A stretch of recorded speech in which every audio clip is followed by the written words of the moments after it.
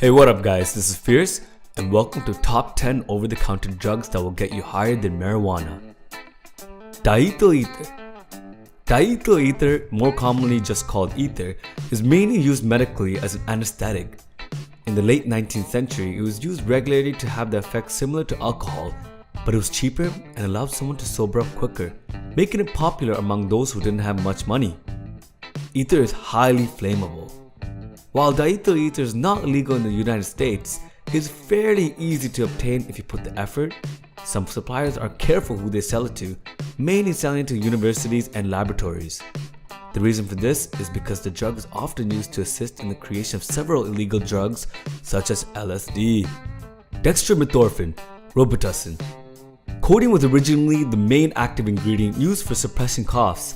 However, codeine is a powerfully addictive substance. Dextromethorphan, more commonly known as DXM, was created to be a non-addictive replacement for codeine.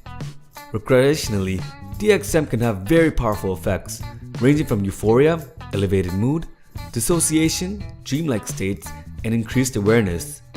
Some other effects include disorientation, confusion, altered perception of time, decreased sexual functioning, and hallucinations. Many people consider the state to be drunk and stoned at the same time, and higher doses can greatly impair memory, language, and judgment. Using this drug is often referred to as robo-tripping. Doxylamine, Unisom. Doxylamine, which often goes under the trade name Unisom, is an antihistamine. Normally, doxylamine is used to treat allergies and in some cases treats insomnia. It is sometimes mixed with codeine to be used as an analgesic. While it has perfectly valid uses and can be bought at any grocery store, it is abused occasionally by teens looking for a cheap, legal high. Teenagers will abuse doxylamine for its hallucinogenic properties, but it also makes them agitated and confused. It actually doesn't sound exactly like a very fun high, but people try all kinds of stupid things. In large doses, it can be quite dangerous, resulting in prolonged agitation, seizures, and the occasional coma. Tramadol. Tramadol acts as an analgesic. It is often abused by recovering addicts or people who are looking for a more easily obtainable high, similar to heroin or other synthetic opioids such as Vicodin.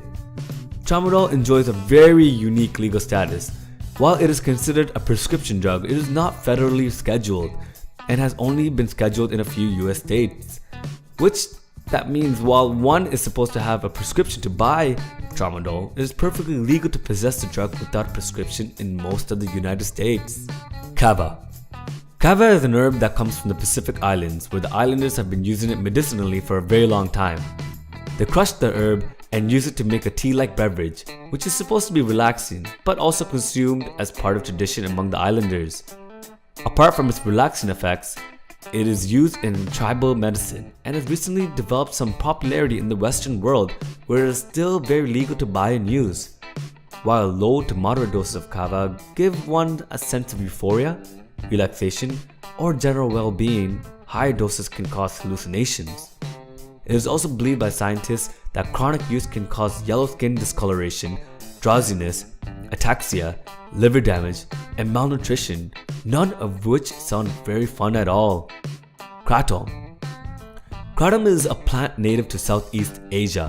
This plant is from the same family as coffee and is often used medicinally to relieve pain.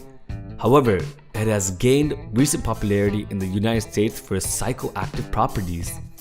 It is currently unregulated and can easily be bought at online or even certain herbal supplement stores. The powder or leaves are usually ingested in a tea-like preparation or smoked. Sometimes it is also ingested orally. A few grams of this substance can give someone a real high for 2 to 3 hours. While it is originally used medicinally, it has been banned in its native Thailand due to its abuse of the plant. Watch out! This plant is considered highly addictive. Diphenhydramine, Benadryl. Diphenhydramine usually goes by the trade name Benadryl. It is marketed to deal mainly with allergies. It is also often used as a sedative when people are having trouble sleeping. It has some popularity among recreational drug users due to its effect as a deliriant. When recreational users take a high dose, they can expect such symptoms as drowsiness, fatigue, disturbed coordination, dizziness, blurred vision, confusion, and hallucinations, which are somehow considered positive things in recreational users. The drug is quite dangerous in high doses, especially if done regularly. There are many much worse side effects such as fever, hypotension, seizures, convulsions, gastrointestinal symptoms, deep coma, and even death. If you are just taking one occasionally for its intended use, you should be fine, but regular abuse of this drug is very bad for your heart. Dimenhydrinate, Dramamine. Dimenhydrinate is a drug that most of you probably know as Dramamine and is mainly used to combat motion sickness. It is also a deliriant and is popular among recreational drug users for the audio and visual hallucinations that it provides in high doses. Setting it apart from its cousin, Diphenhydramine, it is also reported to have a euphoric effect along with hallucinations. It is not only abused by recreational users, but also psychiatric patients, though in their case it is for self-treating anxiety and not for recreation. Like diphenhydramine, this drug is not good for you in large doses. It can be very bad for the long-term health of your GI tract and your heart. Propylhexedrine, Benzedrex.